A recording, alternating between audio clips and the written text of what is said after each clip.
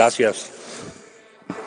A 4 años de gobierno del presidente de la República, podemos afirmar que su política económica ha sido un rotundo fracaso. Esto es el resultado no solo de la guerra de Ucrania, de la complicación de las cadenas de suministro, de la pandemia, como han pretendido justificar, sino de una mala gestión y la cerrazón para cambiar la política económica en México. Como si se tratase de una victoria o un logro por presumir, desde el Gobierno de la República se destaca que la economía mexicana muestra un desempeño mejor que otras economías del mundo. Esto no es cierto.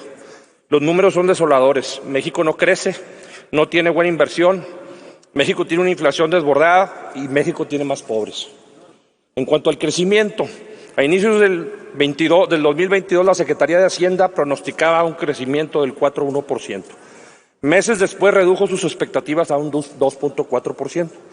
Pero ahora en el segundo semestre de 2022 el país apenas percibió un incremento real anual de 2,1%. Es decir, ni siquiera estamos cumpliendo con las expectativas más bajas de crecimiento. En este mismo sentido, el Gobierno federal mantiene un optimismo injustificado que para el 2023 pronostica un crecimiento del 3%, mientras que la expectativa del Banco de México es de un crecimiento del 1,6%.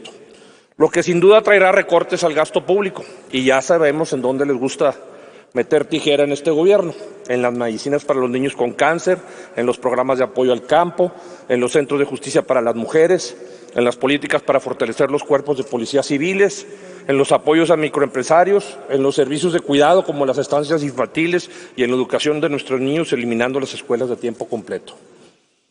En materia de inversión, México sigue sin recuperarse, pese al que el Gobierno federal afirma lo contrario, y aquí también lo han afirmado. Durante el último mes, el INEGI reportó un raquítico crecimiento del 0,7%. Aún así, la inversión fija bruta se mantiene por debajo de los niveles previos a la pandemia.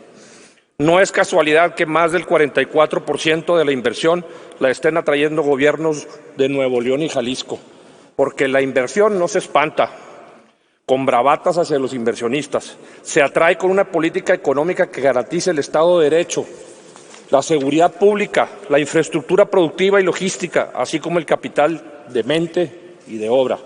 La inversión no viene sola, hay que salir a buscarla y atraerla con incentivos adecuados. En cuanto al consumo privado, tampoco ha recuperado sus niveles previos a la pandemia y si bien nos va, se espera que mejore hasta el año próximo. En cuanto a apoyos a microempresas, el Gobierno federal presume los apoyos que otorgaron a microempresas para que salieran adelante. Lo que no dicen es que para el 2022 dejaron sin un solo peso el programa de créditos y en 2023 de plano lo eliminaron del proyecto de presupuesto de egresos. Señores y señoras, la economía la sostienen estas pequeñas hormiguitas, las micro y pequeñas empresas que generan 2/3 de los empleos, representan más del 90% de las empresas y generan más del 50% del Producto Interno Bruto. Por eso somos la segunda economía de peor recuperación económica del G20, porque no se apoya a las principales generadoras de empleo. En cuanto a la pobreza y la inflación, ¿de qué franca recuperación económica hablan desde el Palacio Nacional cuando 55,7 millones de personas se encuentran en situación de pobreza y el 52,8% de la población percibe ingresos inferiores a la línea de pobreza? Aunado a una inflación anual consistente en 8,7%, en la que, por cierto, el paquete contra la inflación y la carestía anunciado en mayo de este año, anunciado con bombo y platillo, no hizo mella. De muy poco o nada ha servido la política salarial de este gobierno, mediante la cual la Comisión Nacional de Salarios Mínimos ha deslizado el monto del salario mínimo general de 88,36 pesos en 2018 hasta 172,87 en el 2022. ¿De qué ha servido? Cuando a ese incremento hace mucho ya se lo comió la inflación, que es el impuesto de los pobres.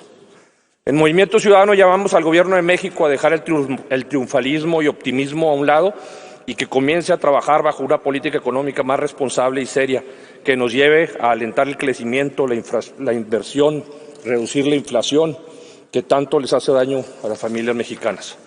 Concluyo citando al connotado jurista y exlegislador José Elías Romero Apis, que no lo conozco, pero en una reciente colaboración hizo alusión a las palabras de su padre que decía que los presidentes podían jugar con todo, menos con tres cosas.